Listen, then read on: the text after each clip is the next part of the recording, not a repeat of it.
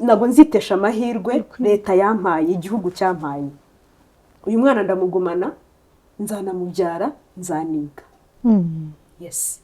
Icyo nakoze yarambwira ati okay, ababyeyi bacu navuga ngo babari uburyo badukundamo, uburyo badusapotinga no muri cyagiye. Twabatengushye. Imana ibana natwe. No na cyagihe udasenga, na cyagihe utayizi, na cyagihe cyuko banavuga Imana ukumva ni nk'abaringa. Nibyo twanavuga n'abandi bose babona hano hanze. Byanze bikunze nka experience wagize ntago ari byiza. And so good. Handitseho ngo ni iyihe character ya Bibiliya wumva waba uri mu buzima bwawe bwa none.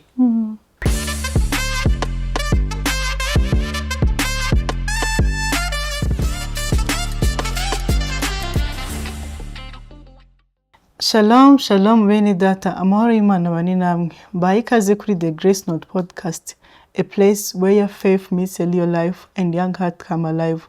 Baye ikaze kuri episode yacu no munsi, aho tugiye kuganira ku buhamya from darkness to grace. Tugiye kuganira ku buhamya bwo ku rugendo rwo gukizwa. Nkuko mubizi dusanzwe tuganira kugira ngo dufashe Kristo kuzana abantu. Ni ngombwa ko bamenya ko ibyo barimo hari ababinyuzemo kandi bakabinyuramo amahoro. Baye ikaze.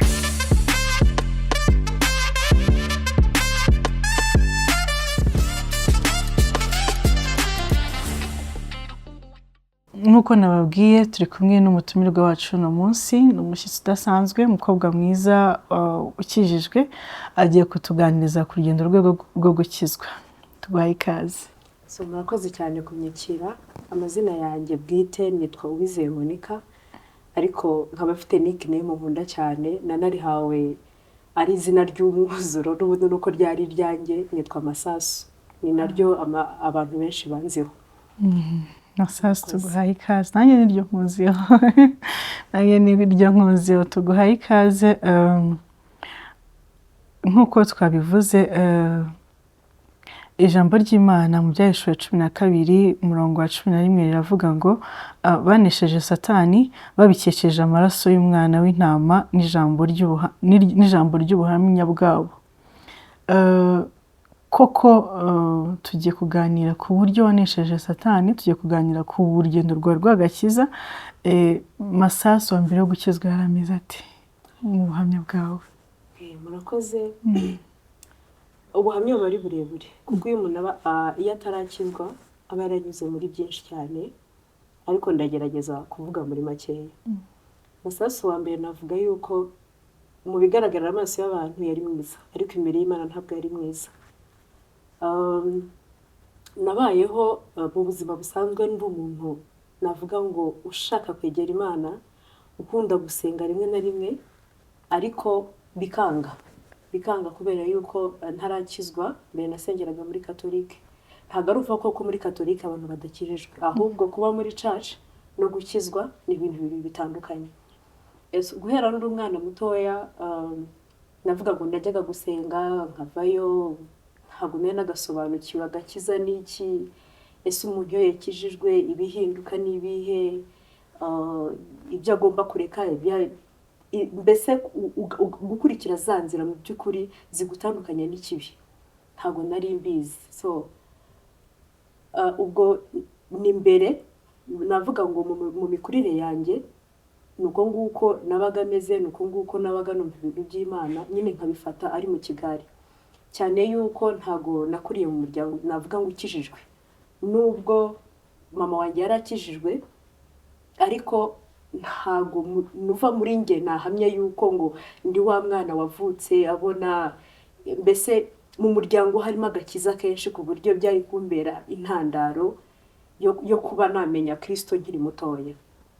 Ariko bitari bibujijwe yuko Kristo baramwumvaga no gusenga najyagayo, ariko mbifata nyine nk'ibintu biri aho ngaho nk'umuhango.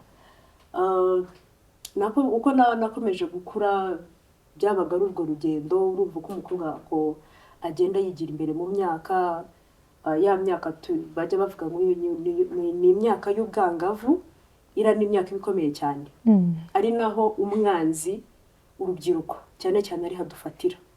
Ni ukuvuga ngo iyo utakoreye umuryango ukijijwe ngo babe barakugiriye nk'inama umenye Imana ukiri mutoya, Satani arakugonga kandi akagukoresha ibyo ashaka, cyane yuko hari n'umwana ubu waravukiye n'umuryango ukijijwe ariko still Satani akamuhinyuza akamujyana mu nzira navuga zidafututse. Ni ukuvuga ngo nanjye muri iyo myaka navuga ngo nahera nko muri Olevo utangiye kugenda usobanukirwa, ubwungu kuza kukuvugisha, hari ukuntu wiyumva, ubona abana mwigana, ureba, mbese wumva ibintu byinshi bigiye bitandukanye. Ni ukuvuga ngo icyo gihe navuga ngo Olevo, navuga ngo nkanjye ni nk'aho ari bwo nk'umusore yatangiye kumvugisha. Ariko kubera ko nari umuntu uri stable cyane, sometimes n'abasore bakantinya bati uri unamuterese yabivuga. Ariko ntago byabuzaga wa wundi ufite iyo intention kuza kukuvugisha. Ego rero uko ugenda ukura wumva ugenda wisobanukirwa, ni ukuvuga ngo iyo kubera na ya environment yo muri segonderi, imyaka mu by'ukuri bigenda bikudrivinga mu kintu navuga ko iyo hatarimo Imana ugenda winjira mu ngeso zitari nziza. Umuntu udasanzwe. Yego wumva uri umuntu udasanzwe mu by'ukuri. Navuga ngo muri icyo gihe cyo niga muri Olevo nta kintu kidasanzwe cyabaye. Nibwo nageze no muri Elevo nigaga mu kigo gisa naho gikarira, ariko bitabujijwe yuko nyine baba ushaka kukuvugisha atakuvugisha. So no muri Elevo nayo nayirangije nta kibazo ari byabi, ariko ntarakizwa mu by'ukuri. Nshobora kumara icyumweru ntasenze, nshobora kumara ukwezi ntasenze, nyine ibintu by'Imana nkibifata for granted. Ariko muri nge nanone nkumva mfitemo cya kintu cyo gutinya Imana. Najya no mu rusengero gusenga nkafashwa, nkavayo nafashijwe, nkavuga ngo uyu muhungu nampamagara nijoro muri classe ntago ndi busohoke. Kandi nanone nkavuga ngo ese man ibi bintu nzashobora kubihuza gute? Ariko iyo utaracengerwa n'agakiza, nuvuga ngo umwanzi kuko we kuri we yakunda yuko duhora gutyo.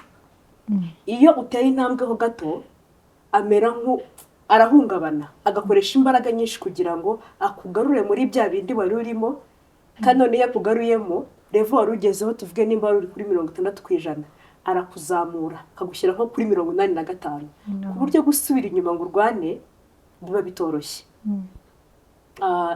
Icyo gihe rero soza Elevo nahise nsoza njya mu buzima bwo hanze, hashira umwaka njya muri kaminuza. Sasa rero muri kaminuza nibwo navuga ngo ubundi niho ibintu byari byaratangiye abana. Ari sanzoye.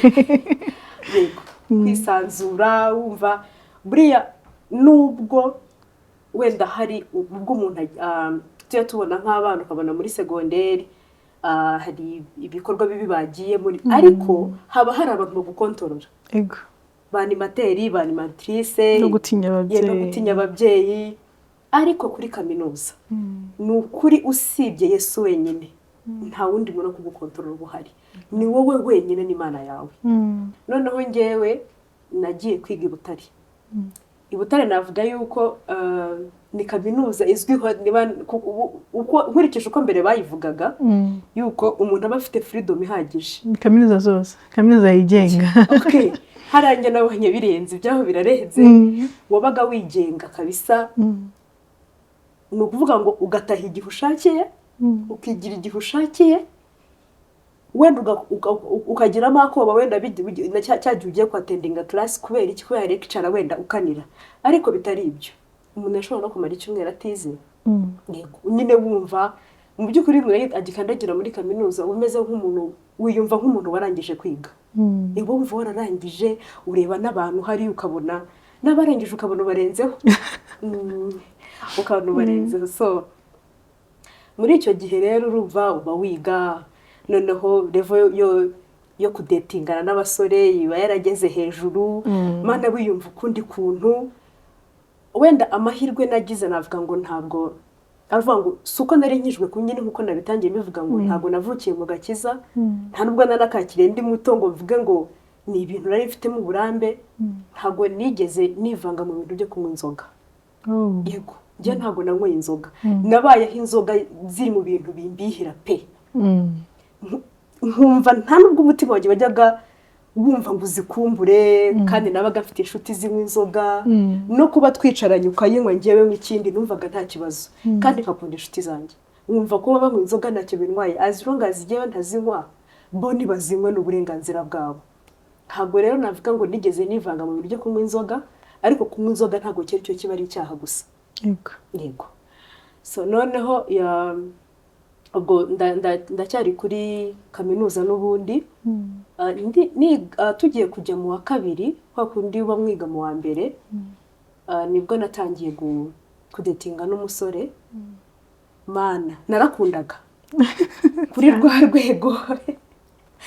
rwa rwego rwo hejuru nyine, ku buryo nakundaga umuntu ku buryo numva niwe musore ubaho ku isi, nyine nta bandi basore babaho, abandi bose ni baringa babona. Yego ndamukunda.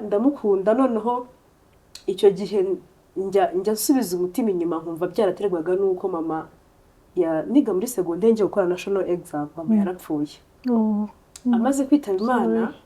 Noneho numva nta bintu nzageraho bizanshimisha kandi ntafite uwo mbyereka. Nkavuga se nkareba hepfo no haruguru nkabona mu by'ukuri success yanjye nta muntu nzayereka, mama ntawe. Kuko najyaga mpora nshaka nyine numvuga ngo reka nk'uko nshoboye. Mama yari pararize, amaze igihe kinini ari pararize, ariko ari umuntu wumva kuko yaradusapotinze, yatwishyuriye school fees nubwo twari abana batoya secondaire. Avuga ati mu gihe nkiriho nta kintu muzabura. Mama yarakijijwe, yari umuntu ukijijwe. Noneho ako nkavuga inti nubwo mama adahari mfite grandma wanjye. Nkavuga oya reka ne kwibaza gutya, ariko grandma arahari. Basi grandma naba adahari nibwo ndumva nzaba ndi imfubyi totally. Yego. So rero icyo gihe ndi kuri kaminuza nyine maze gukundana n'uwo muhungu, ntabwo twiganaga.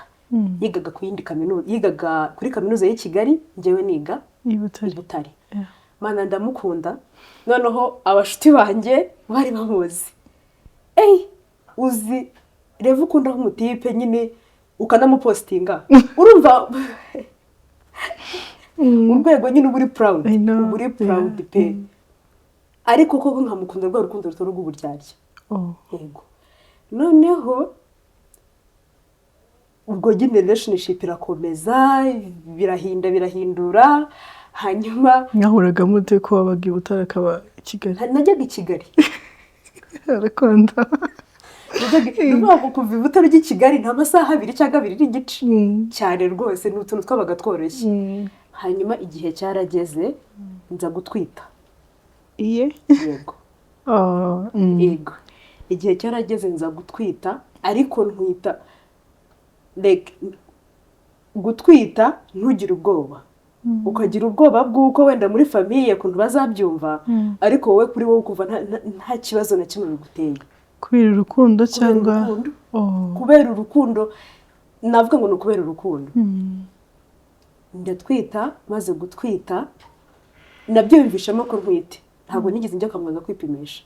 Ndagiyeyo nyuma nyine kubera ko aba ari ngombwa kujya kwa muganga ku mubyeyi wagize ute watwise mu gihembwe cya mbere. Ndatwita, maze gutwita. Ibyo byose wabizi ariko ari mukuru. Ntabwo nari mukuru cyane, ariko hari ukuntu bitewe n'uko uzi umubiri wawe. Kavuga uti rero ko mbona ukwezi kwa mbere kurenze, ukwa kabiri mpagarara nkumvamo akantu kariko njya numva bavuga ngo uyu muntu hari ukuntu bimeze biti. Ndabyumva navuga ubwo niba ukwezi kwa mbere ntabwo ujyaga bimba ahubwo karabaye. Ndabimubwira. Mu kubimubwira nta kibazo na kimwe yabigizeho. Yarambwira ati niba watwise ntakundi, ahubwo turebe way forward tugiye gukora iki. Yarambwiye ngo ni amahitamo abiri. Uriga, uracyari umunyeshuri. Mu bintu ukura mu mutwe kumva ko ushobora gusosipanda kwiga, ibyo ntabwo bibaho. Ugomba kwiga. Ikindi cya kabiri, nuhitamo yuko tunabana, utwite nta kibazo, njyewe ndabizi neza ko ari igihe waguteye inda. Ni amahirwe nagize, navuga yuko wenda nkurikije izindi testimonies z'abakobwa batwita hano hanze ni bake bagira ayo mahirwe. And ndanamushimira kubw'ibyo ngibyo.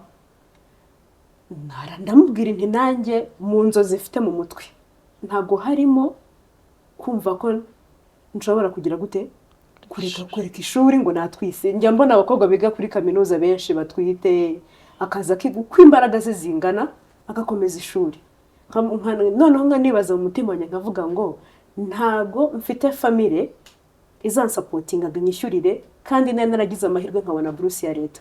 Ntabwo iyi buruse nshaka kuyipfusha ubusa, kuko ntago nzagenda mbwire beride ngo naratwise. Ibyo ntago biri muri business zabo. Icyo bagomba ni ukunyishyurira nanjye nkiga. Ndavuga ntago nzitesha amahirwe leta yampaye, igihugu cyampaye. Uyu mwana ndamugumana, nzanamubyara, nzaniga. Yes. Icyo nakoze yarambwira ati okay, basi ushaka abantu bo muri famille ubwira kutwite.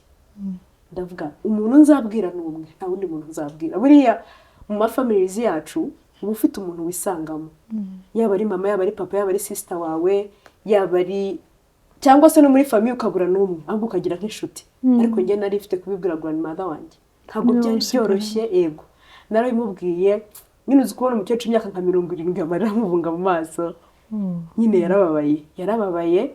Nyine umubyeyi wese aba yifuze ko umwana we yakora ubukwe, ibintu bikagenda neza. Narabimubwiye arababara, amaze ndambwira mama humura, njyewe ntago singiye kuza kwicara uruhande, ntago nzakubwira ngo nshaka amata, nshaka igikoma, ibi ngibi nzabyitwaramo neza. Nyine ndamukomeza, nyine abona ko mfite imbaraga. Kandi mu by'ukuri koko niko byagenze. Nyine abonye ko ntabwo bafite, arambwira ati umwana wanjye nta kundi. Urumva umubyeyi muzima ntiyanakaye n'ababyeyi ashobora kuvuga ati kuramo iyo nda, ninde wayiguteye? Ariko kuko yabonaga ko njyewe ntabwo bafite, naramubwiye umuhungu wantinda ndamukunda kandi nawe arankunda. Twe dufite na plan yo kuzabana, ariko nyine hitambitsemo ibi ngibi. Yego arambwira ati okay, nta kibazo, niba we wumva yuko ibi ngibi ugiye kubishobora, genda ubishobore. Icyo nge nzaguha, support yanjye nzayiguha, n'amasengesho yanjye nzayaguha. Nyine navuga ngo ababyeyi bacu, navuga ngo babari uburyo badukundamo, uburyo badusapotinga no muri cyagiye twabatengushye. Mana ntago nabona ukuntu mbisaba. Navuga ngo ni nk'Imana ibakoreramo mu isi, niko nabyita. Mama yaramfashije, niwe muntu wampamagaraga akambaza umeze ute, ibiki byose. Nabayeho muri ubwo buzima. Ko twe twaraje no kwiga i Kigali. Nawe mu Kigali. Yego naratwise nk'amezi 9 arashira. Mwarabanaga? Yego twabaga ni nko twabaga turi kumwe mu by'ukuri. N'abantu bose nkababwagiye narashatse. Narashatse ku buryo n'abantu bazaga kundeba 24 hours basanganaga nawe. Mu by'ukuri nta kibazo nabaga mfite, nagize support ye 100%, niko navuga. So nabaye aho ngaho ndabyara, maze kubyara nta kibazo na kimwe nigeze ngira. Nyuma y'ukwezi kumwe nsubira ku ishuri ndiga. Nyuma yaho gatoya yaje kujya hanze. Ajya hanze, urumva nakomeje nyine ubuzima bw'umwana, nanjye urumva ufite n'umukozi ugufasha n'iki. Mbaho i Kigali gatoya niga, nyuma yo tujyana ni Butare, urumva ufite kujyana umwana, ibintu byose nyine biba bisaba gufata inshingano ku rwego rwo hejuru. Ariko navuga ngo Imana ibana natwe, none na cyagihe udasenga, na cyagihe utayizi, na cyagihe cyuko banavuga Imana ukumva ni nk'abaringa, ariko Imana ibana natwe. Pe urukundo rwayo nyine rurenze ibyo dutekereza, rurenze ibyo tubona. Navuga ngo Imana yabanye nanjye muri ubwo buzima bw'umwana, umwana bamuzima, mba muzima, mva turongera tuva i Kigali, subira i Butare. Nagombaga kugenda nkarangiriza ishuri n'umwana. Ngo yaragufashaga? Yego. Support ye narayigumanye kabisa. Noneho igihe cyareze turangiza kwiga. Tumaze kurangiza kwiga dukora graduation. N'umwana naragraduatinze nawe ari hari umusore ameze neza nta kibazo. Yego. Hanyuma ariko ubwo muri urwo rugendo rwose ugenda uhuramo n'ibizazane byinshi byinshi. noneho hakaba urumva wagize amahirwe uterwa inda n'umuhungu, navuga ngo ufite umutima muzima, ugukunda, ukubaha, wagufashije mu bintu byose. Ariko hariho n'igihe uhura n'ababa nyine Satani akazana abantu mu buzima bwawe akavuga ese uriya muhungu yaguteye inda n'ubundi ariko ntiyenda kuzakugira umugore. Buriya wasanga igihe kiba kizagera akishakira undi, nyine ukumva ukavuga ati ariko se ubundi ndi bubiki. Kuko hari n'umuntu uza akakubwira ati you know what, ntabwo kubyara bisobanuye yuko warangije kuba umugore byarangiye. Ni abakobwa benshi babyara igihe kikagera akazashaka undi mugabo, ariko mwavuga ngo as long as uyu nguyu twabyaranye nta kibazo na kimwe mfitanye nawe, why not? Kuko buriya navuga ngo abantu baba bari muri relationship bapfa ibintu byinshi, mugira ups and downs, ariko wirinda kureba kuri bya bindi biri current, ukavuga uti uyu muntu niba twapfuye iki wenda yanakigizemo uruhare cyangwa yakigizemo uruhare, ariko se nyuma y'aha ngaha ni umuntu ki ku buzima bwanjye, ni umuntu nifuza no mu bundi buzima. Nyine ukagenda wegeranya ibintu byinshi. Mu by'ukuri navuga ngo nagiye mpura na challenges nyinshi, ariko navuga ngo jyewe atari no kuvuga ngo ntabwo nari nagakijijwe birumvikana, ahubwo hari ukuntu ugira umutimanama. Navuga ngo niba ari umutimanama cyangwa se mwuka wera uza akagusura akakuganiriza bati oya ibi ngibi wireba nyine ibyo umuntu aza kubwira, wikumva ibyo umuntu aza kubwira. Muri make still nubwo yarari hanze abahungu bakomezaga bagushaka icyane, usibye niyo waba warashatse Satani gukorera mu mugabo cyangwa mu musore akaza n'utuntu tworoshye cyane. Yego. Aha hanyuma nyine nabaye aho ngaho tuvugana n'iki, rimwe na rimwe nyine ukumva ugiye no kuba tempted, akavuga uti nyine njye nabonaga mfite ikintu cy'ubwoba, kuko mu buzima busanzwe ntinya guhemuka, nyine nkavuga se uyu muntu niba nta kibi yankoreye ngiye kubera iki nahemuka. Yes, kubera iki nshobora kwifata uyu munsi nkabyuka, yego twarabyaranye ariko nta sezerano ndi dufitanye, kubera iki se nabyuka mu gitondo nkavuga ngo uyu muhungu namubonye arankunda afite, kuko ikiremwa muntu tuba dufite twifuza. Hari ibyo wowe korera utampa ariko ndakabima, ariko iyo ugiye kureba ibyo hari ibindi uba wirengagije. Yego. So rero nagumanye icyo kintu ndavuga ngo niba naramukunze bikeya cyangwa byinshama, reka ngume mu murongo umwe. Hanyuma nyine nkomeza muri ubwo buzima bwo kurangiza kwiga. Hanyuma rero ubwo ngiye kwinjira mu rugendo rwo gukizwa. Noneho nsanga no kuba narageze kuri ya stage yo gutwita, hari ibintu byitwa karande biba biri mu miryango. Nsanga gutwita kwanjye bifite aho bihuriye na karande y'iwacu. Yes. Nkimara kubisobanukirwa nagize ubwoba bwinshi, ndavuga se Mana, burya bino bintu niko bigenda, burya bino bintu nibwo bushobozi bifite ku buzima bw'umuntu.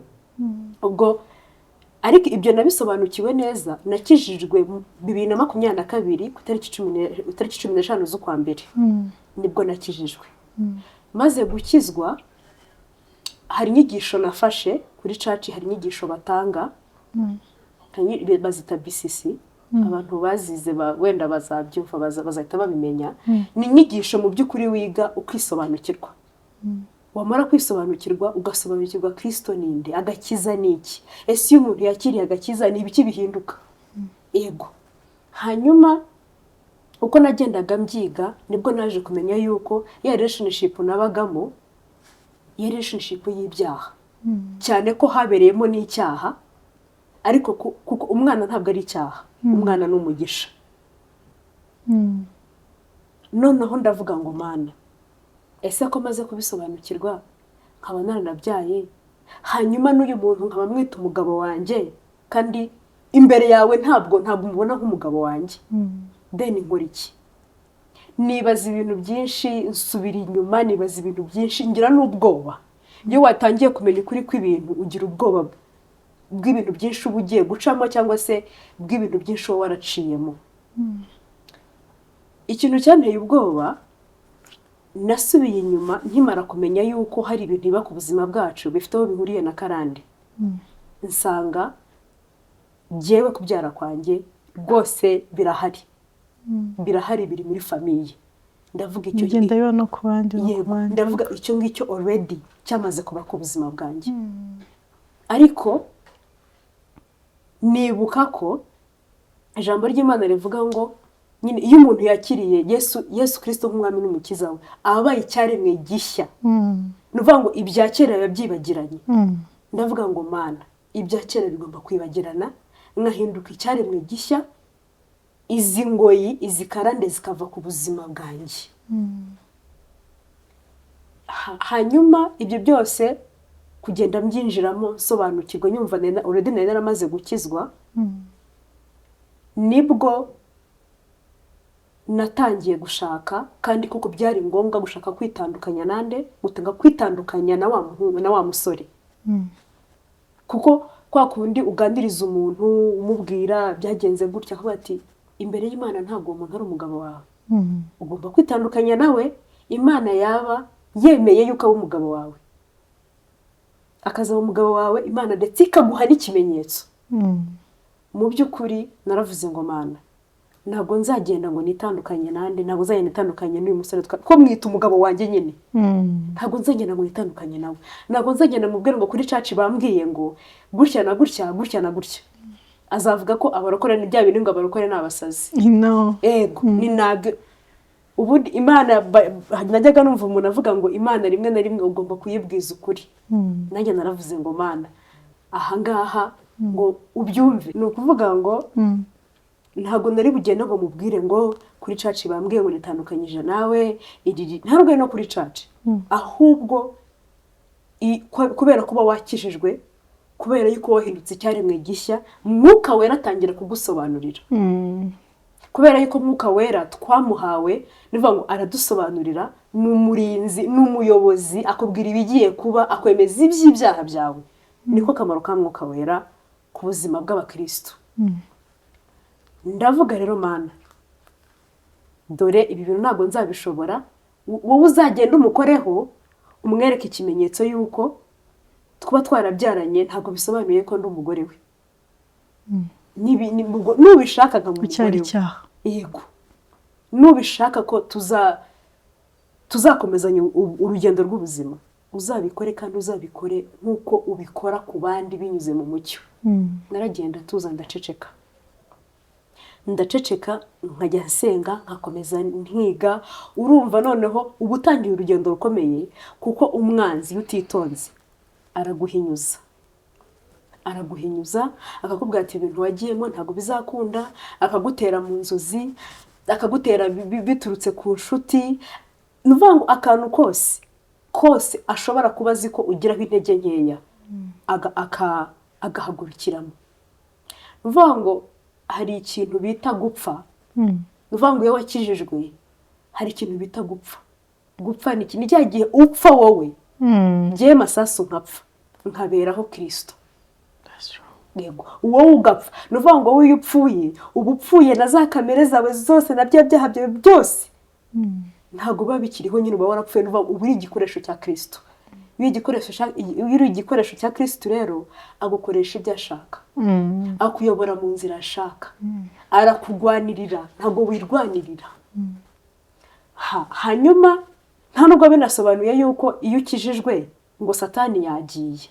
Oya, ahubwo nibwo ahindura inzira zo kugutereramo, araguhinyuza pe. Araguhinyuza noneho ukisanga no mu bintu wenda utigeze unagerageza gukora, urashaka kubikora. Ntabwo wigeze ugerageza kunywa inzoga, ariko urimo urashaka kunywa inzoga, ukumva ugiye mu bibazo byawe, ugiye kuyinywa. Mu gihe ikibazo cyakurenze ukumva ntibuke gusenga, ukavuga uti oya. Njya numva bavuga ngo iyo umuntu anyweye inzoga hari ukuntu nyine yibagirwaho gato, ariko kunywa inzoga ntabwo ari umuti w'ikibazo. Kuko iyo uvuye nyine, navuga ngo iyo uvuye muri kwa kundi nyine inzoga ziba zakutumye ukavayo noneho uri mubi. uri mubi cyane. Ariko ikintu nabonye navuga ngo icyo Kristo aguha iyo wakijijwe, icyo Kristo akora niyo uhuye n'ibigeragezo, icyo Kristo atanga muri rwa rugendo rw'umukristo ukijijwe vuba, uri kugerageza kugenda ashaka kwikonekitinga n'Imana, aguha imbaraga. Ikindi aguha amahoro. Kera bajyaga bavuga ngo ya mahoro Kristo atanga, ya mahoro Imana itanga yo mu mutima, ni ukuri ku muntu utarayumva aba yumva ari amahoro nyine asa akumva nta nubwo bibaho. Ariko nimba hari ikintu kiryoha ari amahoro Kristo atanga, ntago nabona definition nyahereza. Ni amahoro navuga ngo uko waba umeze kose, waba uri muri gereza, waba ibintu byanze uba ufite amahoro pe. Ntago nzi ukuntu nabisobanura, ariko ni ya mahoro nyine atangwa n'Imana. Ubwo turangirije byagenze gute? Byagenze gute kugira ngo witandukanye no mugabo wagukundaga kandi we wariraga umwana, kuki atemeye ko mushaka nko kubisengera mukaba n'umugore biri official kandi ko ari warangije amashuri? Nari natandukiriye gato, ariko nyine iyo yaryohewe n'ikiganiro. Oya, nta kibazo rwose. Ni ukuvuga ngo njyewe ntabwo nagiye mu mubwire ngo nitandukanyije nawe.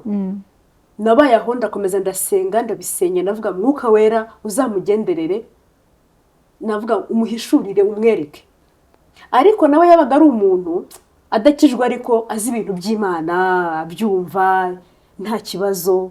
Kuko kera ajyaga nabwira ati ariko wajya usenga. Kera nyine gutyo, wajya usenga, umuntu ajya yirirwa mu rugo ku cyumweru ajya no gusenga, ariko biraho bisanzwe. Nuvuga ngo rimwe turimo turavugana kuri telefone, yaranyibwiriye ngo nta kintu na kimwe kizongera, navuga ngo kizongera kuduhuza utari umugore wanjye official. Ntabwo n'ukuri nigeze mbimubwira. Ntabwo nigeze mbimubwira pe. Ubwera binyibwira, avuga ati oya, iyi relationship yacu imaze igihe kinini. Umwuka Wera kinini arambwira ati rero ibi ngibi ntabwo twabiheramo, ejo tutazanisanga twabyaye n'undi mwana wa kabiri. Still muri ya situation n'ubundi. Ndavuga ngo Mana uri igitangaza. Uri Imana nyine umuntu abwira, Imana irumva cyane. Imana irumva ibyo utabasha gukora, ibyo utabasha kwivugira n'akanwa kawe, irabikora. Mubwiye nyibwire gutyo, ndavuga waho noneho mitamuzanira ya story yabaye. Ndayimubwira yose, mubwira ukuntu ndi kwiga n'ibiki byose, ukuntu nakijijwe. Mana arumirwa nyine, gusa biramushimisha pe. Hanyuma urumva nakomeje ngewe inzira zanjye, nawe nkajya mubwira ni please nindangiza kwiga zira nyigisho nawe uzazige ni nziza, nkajya buri munsi nza muhereza testimony. Noneho wibaze ko nyuma yaho yaje kumbwira, arambwira ngo byari muri 2020 biri gutyo, 24 iri hagati nko mu kwezi nko kwa gatanu gutyo. Arambwira ati you know what, njyewe ntago nzagaruka mu Rwanda ntaje ngo dukore ubukwe. Urumva? Ndavuga Mana uri igitangaza. Noneho ukareba uburyo Imana iri kuguhindura muri wowe, uburyo iri kugenda ikagera no muri bya bintu nyine utatigeza ko bitapfa guhinduka mu gihe gito, ariko birimo birahinduka. Ntago nagiye muri detail ngo mvuge ukuntu uri muri iyo nzira yo gukizwa cyangwa se warakijijwe.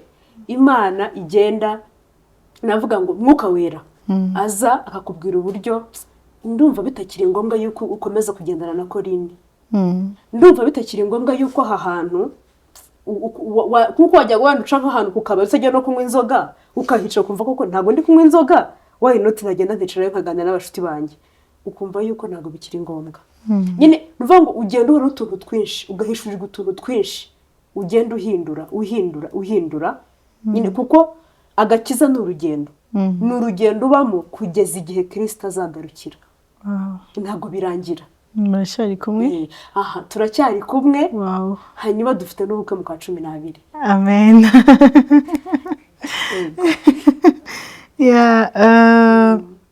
Ngenda fashijwe nibaza ko n'abandi bari uturebe bari bufashwe.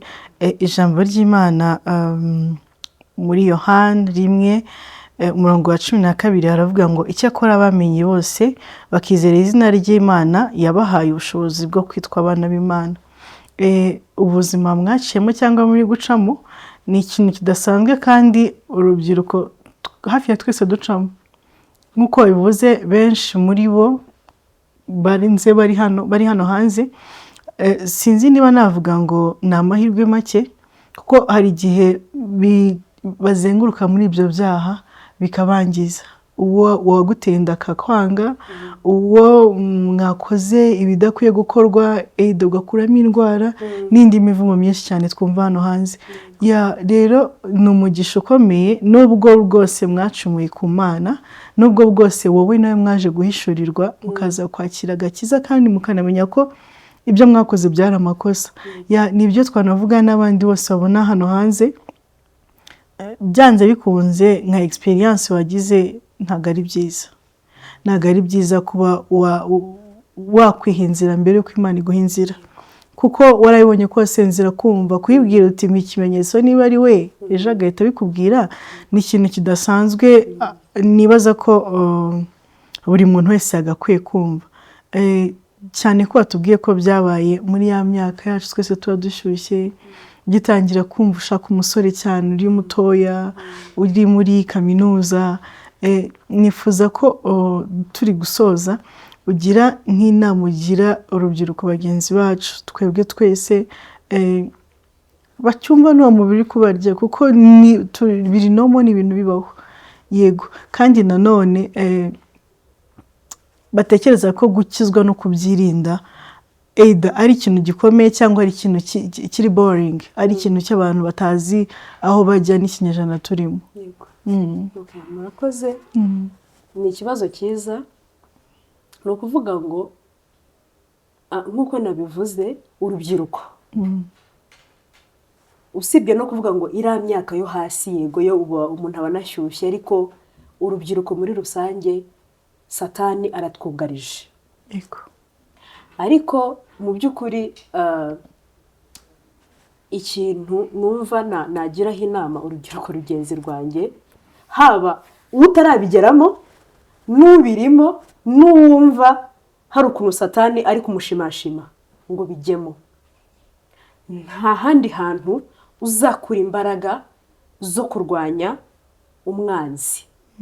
Ntabwo ari ku nshuti yese. Inshuti yakugira inama, umubyeyi yakugira inama, n'abandi bantu bose bashinzwe gutanga inama bayikugira, ariko Kristo wenyine niwe uzagufata akagufata ukuboko akakutwara ku myaka yose waba ufite mu gihe wamwemereye. Ni ukuvuga ngo Kristo ntabwo aduhata, ntabwo Imana iduhata ngo kizwa, ni amahitamo. Nk'ikiremwa muntu yaduhaye amahitamo yo guhitamo ikibi n'ikiza.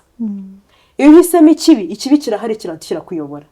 Niyo uhisemo icyiza nacyo kirahari. Ni ukuvuga ngo niba ubirimo ukaba wumva warambiwe, akira Yesu Kristo nk'umwami n'umukiza w'ubuzima bwawe, kuko ntabwo tuba dushoboye pe. Ni ukuri nta mbaraga tugira, ntihazajye no kubeshya ngo yakwirwanirira. Nta mbaraga tuba dufite zo kwirwanirira. Umubwire. Nta nubwo hariho n'igihe uba utazi gusenga pe, hariho n'igihe usenga ukumva nta magambo ufite yashize. Uramubwira uti Imana uranzi, warandemye n'urwego bigezeho, urabizi ko ntabasha kwirwanirira. Ufata ukuboko, nyobora, umwereke, umubwire. Abazi neza aho ufatirwa, abazi neza aho bituruka kugira ngo wa mwobo ugwemo. Rero iyo umwemereye, kwemerera Kristo niyo nzira yonyine yatuma utagwa muri bya bishuko. Yego, niyo nzira yonyine. Naho ibindi byose wajya ukavuga uti oya reka mbireke, umutima nama nyine ukakugira inama, ukaza ku mushuti wawe akakugira inama, ugakora ibishoboka. Ariko inzira yonyine ihamye y'ukuri ni kwa Kristo honyine. Iyo wamaze kwakira Kristo uhinduka icyaremwe gishya. Nyuma yo kuba icyaremwe gishya, Mwuka Wera araza. Mwuka Wera yahari, ibintu byose biraflowinga. nta nubwo uvunika. Ni ukuri ntabwo uvunika. Na wa muhungu ntabwo ustruggle ujya kumubwira ngo ntabwo nzagaruka iwawe. No. Icyo gihe weya nujya kuvuga n'amagambo menshi ushobora kubivuga mu kanya akumva urimo urakomanga. Mwuka wera bikora mu nzira ze ariko ukamwemerera. That's true. Ukamwemerera. Nanone utiyibagije yuko izo nzira nudakomeza ngo uzifate.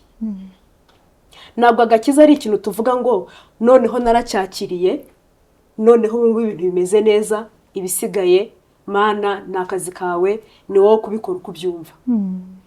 Narakwakiriye none se ujya gukora iki we ya nibi agakiza urakagumana, mwuka wera ugahura umusaba kuko ijambo ry'Imana riravuga ngo musenge ubudasiba. Kuko ibigeragezo ntibizahagarara. Kuko gusenga niho hantu honyine uhura n'Imana. Imana iravuga, Imana irakora, ukanamenya ko se niba bavuga ngo Imana iravuga ivuga iti nzabasha gutandukanya gute ijwi ry'Imana n'ijwi ry'ibindi bintu bindi bishaka kuvugira uruhande rwanjye. Ikindi kintu gishobora gufasha umuntu ni ugusoma ijambo ry'Imana.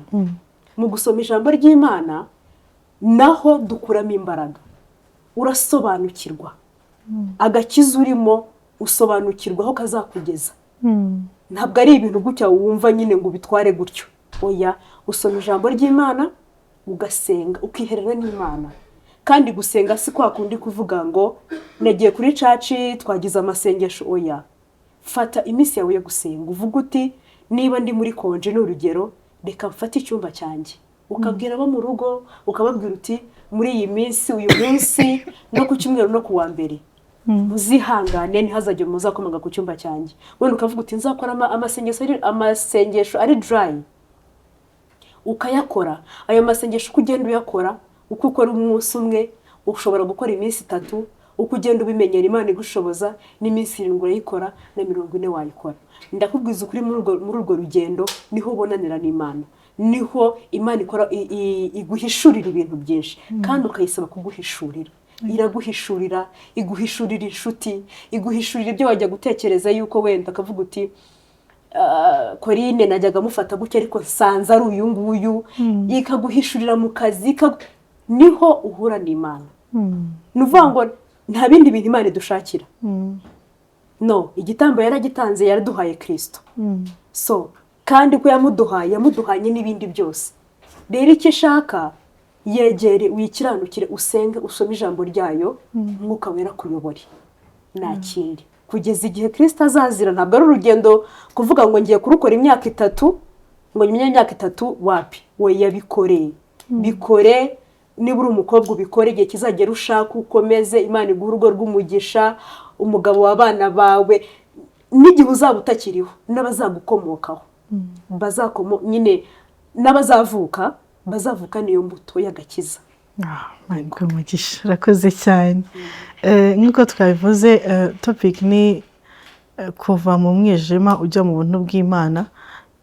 Twabonye ko Imana ni nyembabazi, Imana irumva kandi Imana irarera.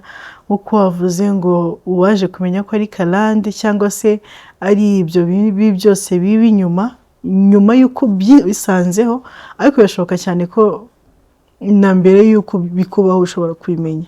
Ubimenya mu gihe wamenye ko Imana igukunda, ubimenya mu gihe wamenye yuko wakijijwe, niko navuga. Kuko iyo ukijijwe urahishurirwa, iyo ukijijwe ibintu byose birizana.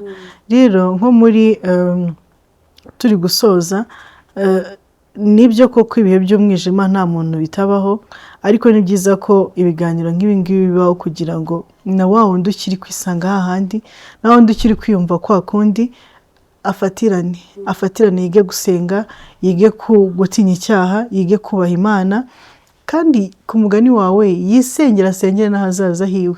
Niba koko niyo generation cast uri kwibona, kuki ataba ari wowe Imana yacunguye kugira ngo uyihagarike?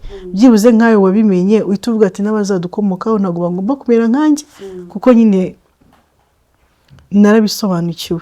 Yego, wakoze cyane kubana natwe, wakoze cyane kuduha ubuzima bwawe. Iryo jambo mpora ndivuga kubera ko nyine ntabwo biba ari ngombwa ko tubimenya, ariko ni byiza kuko nk'uko wowe ibintu byakubayeho ni ibintu biri normal kuri ku bantu bose baba muri adorsa n'abandi yego abo bitabaho niba abantu bagira ubuntu n'Imana nabo rero byabayeho ntago tubacira urubanza ntabwo tubacira urubanza icy'ingenzi no kumenya Kristo icy'ingenzi no kumenya ko na kwa kundi no muri bwa buryo bwose umeze akuzi Imana iguhe umugisha turagushimiye and story yawe iratwubatse njyewe iranyubatse nzi neza ko n'abari bubibone n'abazabibona nabo izabubaka mu buryo bumwe cyangwa ubundi kwiga gusengera umuntu muri kumwe kandi no kuba utagira urukundo rugurumana ngo nyine urubanze mbere y'urw'Imana niko mbitekereza urubanze mbere y'urw'Imana Imana iguhe umugisha komeza ukorera Imana komeza uyubahe izakubakira kandi rwose izagenda neza ndizera ko uzantumira mwakoze cyane nta nubwo ugira amasiko iruhande rwawe twara akantu ako ni agaseke duhereza buri mu guest wacu n'ise kubise ubafundura uko ari kukareba gusa ni yamatsiko nyine twifuzaga kubaza ijambo rimwe wabwira umwana wawe aramutse abonye kino kiganiro n'umutware wawe nuzaba umutware wawe kuko Imana yabaye umugisha urakoze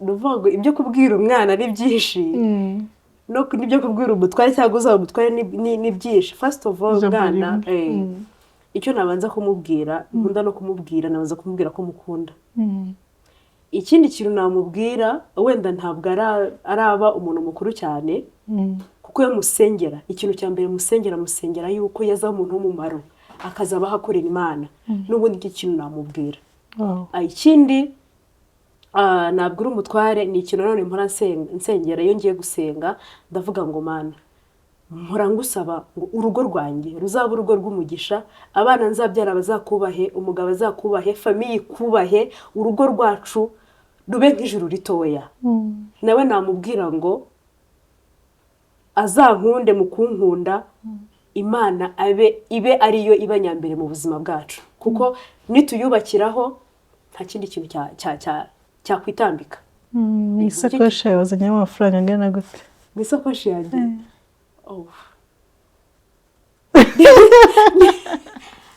arimo ariko ntabwo nzi umubare ukuntu ungana ni umukire abandi bavuga ngo I'm rich in Christ nuko ako cyari igice cya Vibe for Christ ni igice tuvibingamo nk'abakristo ntabwo bi boring kumenya Imana ntabwo bi boring ni ukuri urahitamo agapapuro kamwe aho ngaho hanyuma ikibazo uri busangemo wahitamo hejuru wahitamo hasi ako ushaka urakidusomera hanyuma ukidusubize afata ko hejuru nta kibazo